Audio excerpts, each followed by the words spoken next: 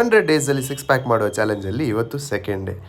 So ಬೇಗ ಜಿಮ್ಮಿಗೆ ಹೋದೆ. ಇವತ್ತು ನನ್ನ ಚೆಸ್ಟ್ ಡೇ. ವೆಯ್ಟನ್ನು ಫಸ್ಟ್ ಚೆಕ್ ಮಾಡಿದೆ ಮತ್ತು ವಾರ್ಮ್ ಅಪ್ ಸ್ಟಾರ್ಟ್ ಮಾಡಿದೆ. ಚೆಸ್ಟ್ ಡೇಯಲ್ಲಿ ಹೆವಿ ಲಿಫ್ಟ್ಸ್ ಮಾಡ್ತೇನೆ, ಇದಕ್ಕಾಗಿ 10 ಮಿನಿಟ್ಸ್ ವಾರ್ಮ್ ಅಪ್ ಮಾಡಿದೆ. ಇದಾದಮೇಲೆ ಕೈಯಲ್ಲಿ ವ್ರಿಸ್ಟ್ ಸ್ಟ್ರ್ಯಾಪನ್ನು ಹಾಕ್ಕೊಂಡು ಡಂಬಲ್ ಇನ್ಕ್ಲೈನ್ ಪ್ರೆಸ್ಸನ್ನು ಸ್ಟಾರ್ಟ್ ಮಾಡಿದೆ. ಇದರಲ್ಲಿ ನಾನು 3 ಸೆಟ್ಟಲ್ಲಿ ಕೂಡ ಸೇಮ್ ವೇಟ್ಸನ್ನೇ ಯೂಸ್ ಮಾಡಿದೆ.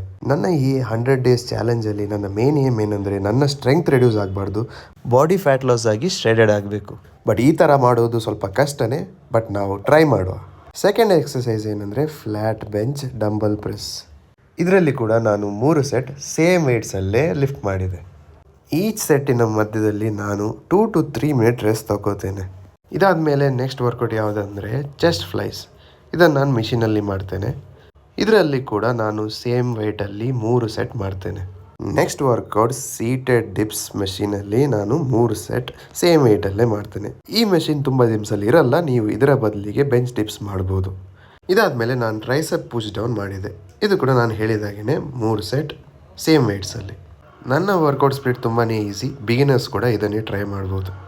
ಇದಾದಮೇಲೆ ಲಾಸ್ಟಾಗಿ ನಾನು ಆ್ಯಬ್ಸಿಗೆ 3 ಸೆಟ್ ಲೆಗ್ ರೇಸಸ್ ಮಾಡಿದೆ. ಅದಾದಮೇಲೆ ಯಾವ್ಯಾವ ವರ್ಕೌಟಿಗೆ ಎಷ್ಟೆಷ್ಟು ವೇಟ್ಸ್ ಎಷ್ಟೆಷ್ಟು ರೆಪ್ಸ್ ಮಾಡಿದೆ ಅಂತ ನನ್ನ ಮೊಬೈಲಲ್ಲಿ ನೋಟ್ ಮಾಡಿಕೊಂಡೆ.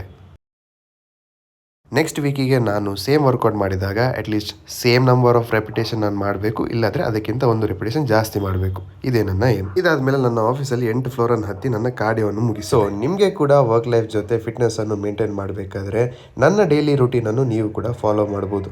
ಅದಕ್ಕಿಂತ ಮುಂಚೆ ನನ್ನನ್ನು ಫಾಲೋ ಮಾಡಲಿಕ್ಕೆ ಮರಿಬೇಡಿ.